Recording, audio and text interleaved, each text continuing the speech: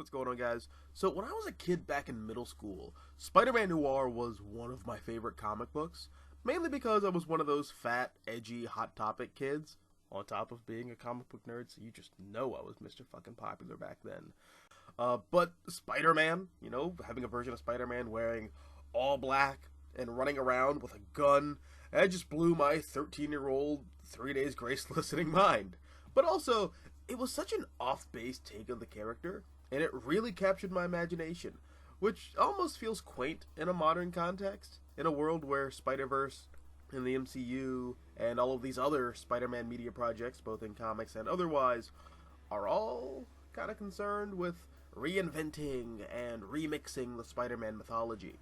But back in 2009, that was a pretty novel concept. And I have the Spider-Man Noir Complete Collection, which came out a few years ago. This contains the original 8-issue Spider-Man Noir duology by David Hine, Fabrice Sapolsky, and Carmine Di Giandomenico, as well as a few tie-in comics featuring Spider-Man Noir. And upon revisiting this material, I think it's safe to say that you will never see Marvel Comics ever publish anything like this ever again. At least the original duology. Not because it's a reinvention of the character. Like I said, it feels like everyone is throwing their hat in the ring when it comes to that with Spider-Man in pretty much every form of media these days. But it's how this book goes about reinventing Spider-Man, which makes this unique and really a product of its time. This is not What If Spider-Man, but we just copy-pasta all the hallmarks from the 616 continuity and just set everything in the 1930s. This is a from-the-ground-up reinvention of the character and that mythology within the framework of a 1930s noir crime drama. Spider-Man is not a superhero in this, which is interesting, because despite from his inception being a subversion of the superhero archetype, or I guess at the time in the 1960s he still adhered to the basic principles of what a superhero was and should be. But here that just ain't the case, which, given the genre and the time period, is actually fitting, because this is a story that takes place in 1933, and that is 5 years before the superhero archetype is even born with Superman. So here, Spider-Man is more like a pulp action hero. This is a Spider-Man who uses a gun and has no problem killing people or letting people die if he thinks they deserve it.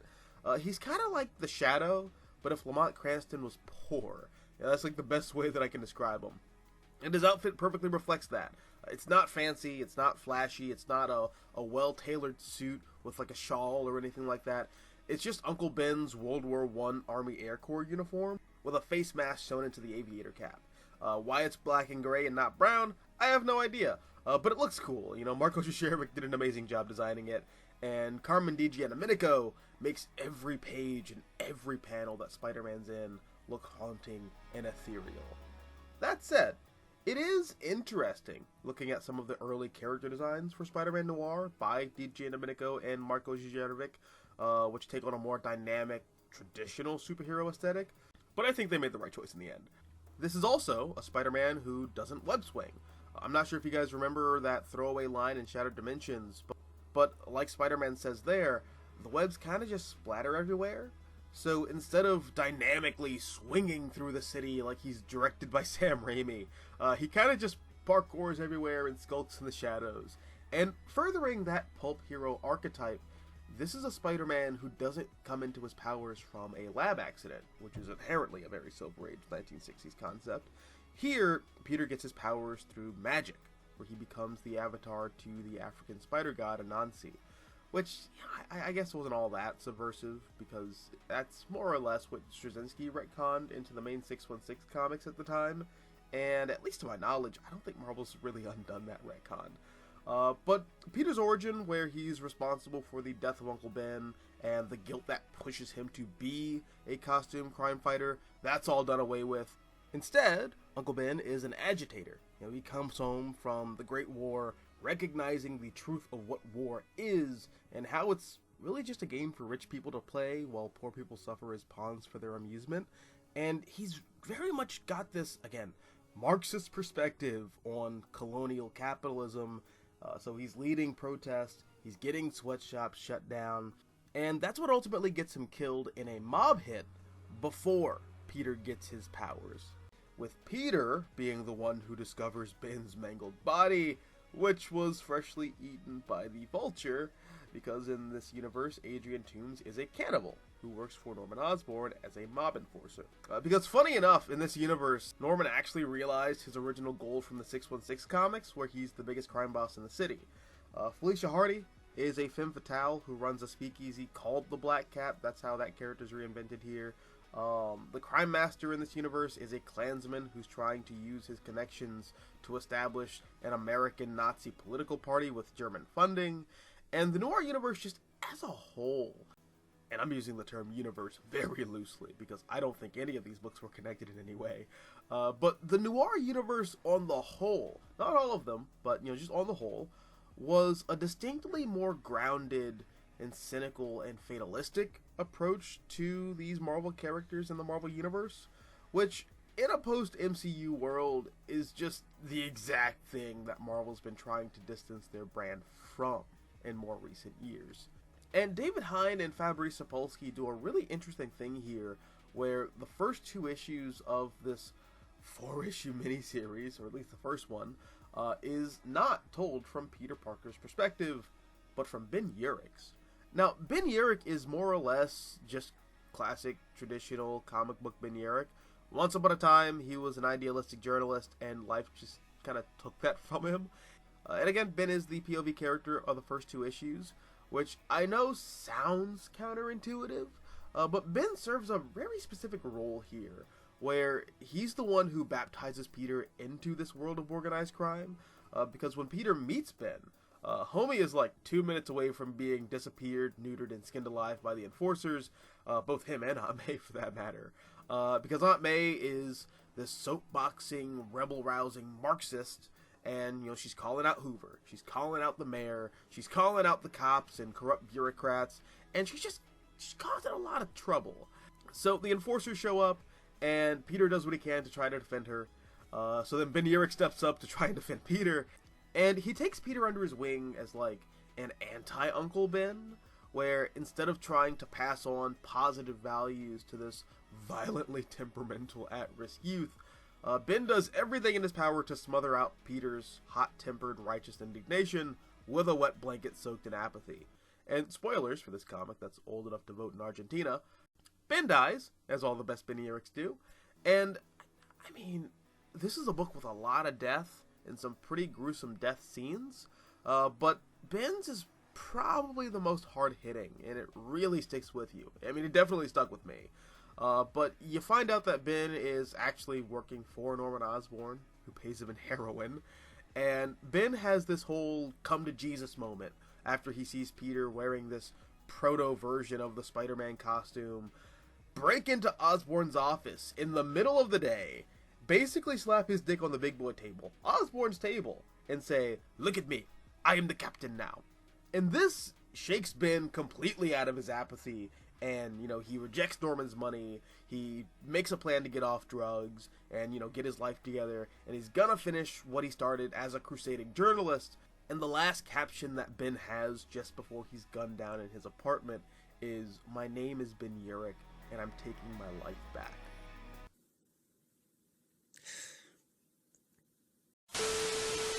And Carmine Di Giandomenico visualizes it perfectly, and the panel layout is beautifully symmetrical. Ben's death is mirrored with Peter not necessarily following in his footsteps, but more so being the man that Ben wanted to be. Because that's the other thing with Ben Urich in this, and I know I'm talking a lot about Ben Urich in this Spider-Man video, but he's a really good character. But the spider motif comes from Ben. He has this anonymous alias called the Spider, where he collects information to use as blackmail against the Goblin and other corrupt figures in the city from snitches that he pays off called flies. And there's one night where Peter catches Ben shooting up, and he takes a call from one of Ben's flies that the enforcers are unloading a shipment for the Goblin, and that shipment turns out to be an African deity statue filled with magical spiders that give Peter, wow. Feather, you're covered in dew. But these are the magical spiders that give Peter his powers. And Ben Urich's death is the passing of the torch moment where Peter becomes the hero that Ben wishes he was. and I always thought that was a really cool way to reinvent the Spider-Man origin. Melancholy as fuck, but still cool nonetheless. And then you have the second miniseries, Eyes Without a Face, which is all about the rise of the Nazi Party, both in Germany as well as the United States, which I think a lot of people forget about. And again, you just wouldn't see a book like this from Marvel Comics featuring Spider-Man today. Because like I said, the bad guys are Nazis and the KKK and really just white supremacy as an ideology, but not in a Saturday morning cartoon kind of way where, the good guys win with the power of friendship and magic and tolerance. This is still a noir book where everything has to go to shit and everyone feels miserable in the end. So Otto Octavius is a Nazi eugenicist with Folkamelia who experiments on black people out of a lab on Ellis Island with hopes of furthering his research in Germany on Jewish concentration camp prisoners. And you have the Ku Klux Klan who have successfully reorganized and infiltrated the American political infrastructure. And as bad as all that is, the book also addresses how big city tolerant American liberalism comes with its own set of drawbacks, where the black community still aren't seen as people, in as much as they're just trophies for northern whites as a reminder of the Union's victory in the Civil War. And that's really put on display where Doc Ock's experiments are threatened to go public because of Spider-Man, and the government basically scrubs all of the evidence because Otto's research is of national value. Meanwhile, Otto's victims as well as their families are just left in the lurch to live with a hollow apology. And for many years, Spider-Man Noir was just left at that. 2 absolute banger miniseries that left you wanting more. But then we got more. And I kinda wish we hadn't. Like I pointed out in my review for Daredevil: A Cold Day in Hell, Marvel is just in this place right now that I like to call DC Junior, where the storytelling is more concerned with who these characters are as mythological icons and what they represent, as opposed to intimate, emotionally grounded character dramas.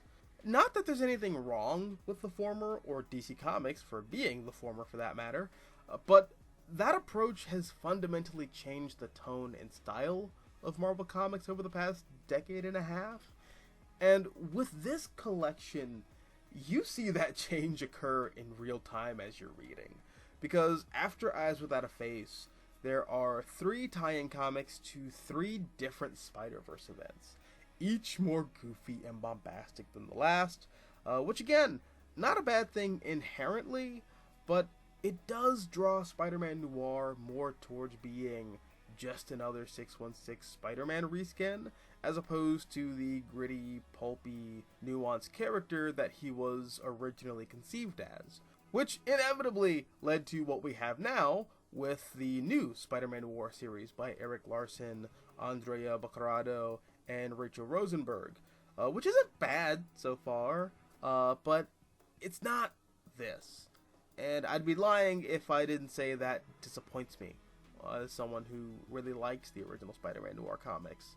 But yeah, those are my thoughts on Spider-Man Noir. But what about you? Have you read the original series? What did you think about it compared to the newer Spider-Man Noir comics? Let me know down below in the comments section. Also, if you like this video, hit the like button to support the channel. And if you want to see more comics like this, all you have to do is subscribe.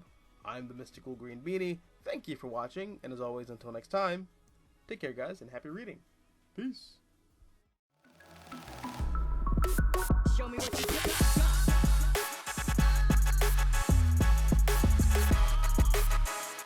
This is over.